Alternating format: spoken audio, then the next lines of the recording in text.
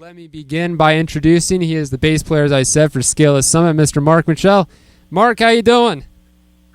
I'm doing great, man. I'm just glowing because it's album release day and we're all really excited. So I mean, the first question pretty much I have for you, because I know this is the day your new album is out, and I'm sure it's very exciting to have out, right? You got the whole options for people. They can go get the CD. You can get the vinyl. I just pre-ordered my CD, or I didn't pre-order it because I got it today, so I ordered the CD, but you've been really promoting this album, and I can tell it's something that you guys are very excited about. Definitely. I mean, it's always a unique feeling when the album release day comes because it's just a pinnacle of years of, about 2 years of work, and it's just really rewarding for all of us when it happens, so yeah, great time to be alive. It is, I'm sure. And I actually was sent a copy in advance because I do reviews for my blog. Prosthetic Records sent me it, so I reviewed this album, and I can say when I reviewed it, I listened to it a lot. Like, when I review an album, I'll listen to an album a couple, 2-3 times. But this album, I can honestly say there's just something about it, and I want to talk how it flows, and you keep listening to it and you notice things. And I want to know, how would you compare this album with your previous works? Well, as a band, every band says the same cliche stuff. We're always growing, we're always maturing, and we're always getting better. And, they always say the newest record's our best one yet. But I feel like we're still young enough as musicians where we're still super inspired and always looking for ways to improve. So to answer your question, I think we've just, widened the range of dynamics and emotions on the album. The first few Scaleless Summit albums were, I'm not going to say one-dimensional, but they were really in sort of the same vein, and the songs were all cut from the same cloth. And we really tried to make a conscious effort this time to have a very distinguishable presentation song to song on the album and really give the listener an experience from the whole album standpoint, the flow of the album, start to end, rather than just song to song. So we kind of took a big-picture approach to composition, and Chris just really killed it this time with the songwriting, and we just tried some new things, and I think it's working out great. We're really excited about it. Yeah, again, as I said, I reviewed this release. You start off with the Winged Bull, and it just develops the dynamics, the composition, how everything's structured. And to me, it's also impressive because, in a way, what you guys did on the Migration, that's the first album that I heard Scaleless Summit. That was my introduction to you in the band. And that's also the first album you played on, I believe, right? Yeah, the Migration from 2013 was my first debut with the band, so it's great to not be the new guy. Yeah, I'm sure. But see, that's where I first found out about Scaleless Summit. And really, to me, that album, I was so impressed with how, as a band, you guys stood out. There's just something about what you had on that album that just stood out. As a fan of progressive rock music, to me, it kind of revitalized my appreciation because there's still so much to be done, and when it comes to talent. So with this new album, you guys really wanted to go for, you just want to keep the foot on the gas pedal, I could tell. Is that kind of like a fair assessment? You guys just wanted to keep the drive alive. Yeah, we just want to keep it varied and dynamic and always have something new each song for a listener, not, by the fourth song, be like, I've already kind of heard this first three. And like I said, I can't say it enough. We just really focus on the flow and the experience of the album as one entity and not so much about how each song. So I totally agree. We're just pushing the envelope, and it's always a mystery how you're going to do it each album, but I feel really good about this one. So yeah. Well, I'm also going to ask this because it's the standard, typical, but, I have favorite songs in this album already. There's a couple of tracks. Trapped in Ice is probably one of my favorites. And then I'm going to mispronounce this because I'm horrible at pronunciation, but the Orot Cloud. Oh, I think it's Ort Cloud. Ort Cloud. There you go. I with the English language, it's criminal that I'm on radio, but I try. I'm trying. But that song is, to me, there's a couple favorites for me, but I wanted to ask you, is there any tracks on here that really stand out that you're proud of, that maybe feature a bass riff or something that you came up with that just kind of sticks out in your head as well? I created that. I think I'll highlight two songs. Really, for me, the Winged Bull, the first one, I find myself going back to that one a lot because I was really excited about how I was able to kind of make the bass in that song kind of have its own voice, and I really try to do that since we're instrumental, but I just think that one came out as a good just a good opener for the album, and I just love the way it intro, and it sort of leads you into this album with this big, like, really ferocious build-up, and we hadn't really done something like that. And on the total opposite end of the spectrum, Orc Cloud is one I would agree with, too, because that really shows the most new ground covered for our band. There's a lot of things there we quite haven't done, and there's some, I'm not going to say weird elements, but they're just different. It's really kind of just touching into that anomaly progressive zone. And talking about those two songs, The Winged Bull and Orc Cloud from the album, they're just, that kind of exemplifies what I mean. We just try to have a huge range of different atmospheres on the same album. Those songs are very different, almost 180 polar opposites. So that kind of goes to show you what we try to do with this album, and those really highlight for me. All right, this is what, see, the promotion for this album, as much as I can talk about how great the music is, I cannot, it would be criminal if I ignore the promotion, which you guys know with the videos, because this is some clever genius. I have to say the two music videos are possibly some of my favorite videos put together by bands in the last couple years. I think Blue Sun was the one that was really interesting, where you guys are wearing the suits. Who came up with that idea? I'm trying to figure. That's a very unique, creative video there. There's a couple reasons, I guess, but we had never really done any music videos before. And just the day and age we're in, you have to have some shock value to really get your stuff out. That's just the way the instant gratification age is of social media. So we were originally going to go, like, in the mountains and just stand around and play. And, I was like, that just sounds so, it's just been done, and that just is not interesting to watch. So it's like, how can we just have something just really wacky? And that's where we came up with the two videos. And they don't really have anything to do with the album or the song, but it was just like, hey, here we are, we're having fun. You didn't expect this. And just to kind of give it some share value, because that's just kind of the age we live in. And it was really fun doing them, and just to kind of let loose a little bit and show we have a fun side and a little whimsical. Well, exactly. On Stolus, I think that's where you have the most fun, because you're pretty much, making jokes and doing the whole classic, was it the pop-up video where you have the little bubbles going. Right. And you guys look like, a band from the 80s or something, so.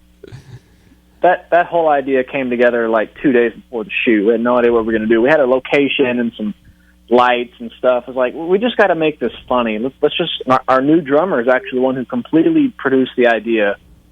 And we were all like, before we think about it too much and say, no, let's just do it. And we did it. And we're glad we did. And we're just laughing the whole video. And it was just so much fun to create. So totally agree. And now it's history. I tell you, it's a hilarious video, and it's a great song. But then when you get to watch the video, you also have that fun element going on too. So I was going to ask, now, Scale This Summit, this band has shared the stage. When you look at it, and I was looking at the bands you've played with, it's diverse. You guys have really played with a variety of acts. We're talking Dream Theater, Between the Buried and Me. We're talking everybody. You also play with Cynic, right? Yeah, the band has toured with Cynic. It was 2010. That's insane. I wish I was there somehow. It's like crap. How come I wasn't informed that year? I don't know. But I was going to ask you, is there any band for you that you've been able to share the stage with that you really enjoyed playing? I think the coolest one for me, and I know the band has toured with some big names, and I was not in the band for a lot of those, so I can't really comment on those. But when we were in the band, we did two separate events with Yes, and that's the band who pioneered this type of music. Yeah, so it was very surreal for us to be sharing the stage with them, because it's like, here's the kings of the genre, inviting the newcomers on, and it's just sort of a testament to just how progressive music has evolved. And that was just really surreal for us, and we just respect those guys a ton, because, like I said, they pioneered the genre. So that was very cool for all of us. I would have loved to say Dream Theater, because I'm a huge fan, but I was not in the band. I did see them as a fan, which was really cool. But my answer would be Yes. That is a pretty awesome band to be playing with. That's to have the iconic band, and then you have the up and coming band. That's something to appreciate if you are a fan of that. And I was going to ask, Chris Squire, was he an influence on you as a bass player? Oh, definitely. If somebody asked me on my top 5 bass players who just really influenced my style, he would always make the cut. It's just crazy when we did play with them. Those guys are old enough to be our grandparents, and they're still out there, kicking it, and it's crazy. And it just is like, man, I hope I'm doing that at 68 or whatever. So huge influence and tons of respect. Chris Squire, huge influence from very early on. I'm also going to ask this because I'm a huge Rush fan, and some of the listeners of this show do know that I, for some reason, break the rule, and I will play more than one Rush song during the show. So I'm going to ask, is Rush an influence on Scale the Summit, and particularly you, possibly? And rhetorical question. I think Geddy Lee is more of an influence than even Chris Squire. I think I just was into Rush much earlier.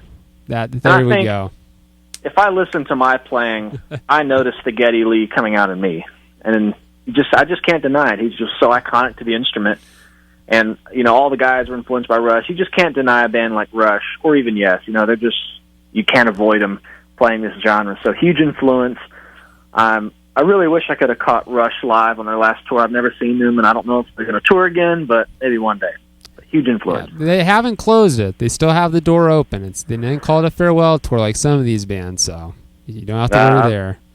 I'm living on that. I'm living on that. They're every edge of the word. So exactly. Yeah, I can't verify it for sure, but don't close your hopes out. But I can say after hearing what you just said about Rush, Scale the Summit you've projected higher on my list. You're higher. You guys are now even better. So, but with the new album out, is there any expected tours coming up? Do you have anything planned in the works, or is it still you have the album out and that's what you want to focus on now, and then come together with a tour idea? Yeah, we're definitely looking at tours. There's lots of things in the works. Nothing official enough to even worth mentioning here, and some of it's pretty far off, but we're hopefully making it over to Europe early next year, and then right back in the United States for some more tours. And, in this business, there's always tours brewing and coming through, and so it's like we're just kind of seeing what transpires. But touring in general is always and definitely in the forecast with the new record, so we're very excited to get back out and play these new songs live and break them in. Always a fun cycle to start. Yeah, because now you brought that up. You said Europe, and I'm thinking, because I've always talked about this with people, do you notice a difference in the fan base and then when it comes to people attending shows and just, I guess, the overall crowd reaction to your the material? Is there a difference between the European fan base and the American rock and metal fan base, in your opinion? I think the consensus is out that there's definitely a difference. European fans are much more into this type of music and hard rock, heavy metal, progressive stuff, and that's just been a staple of fans over there for decades.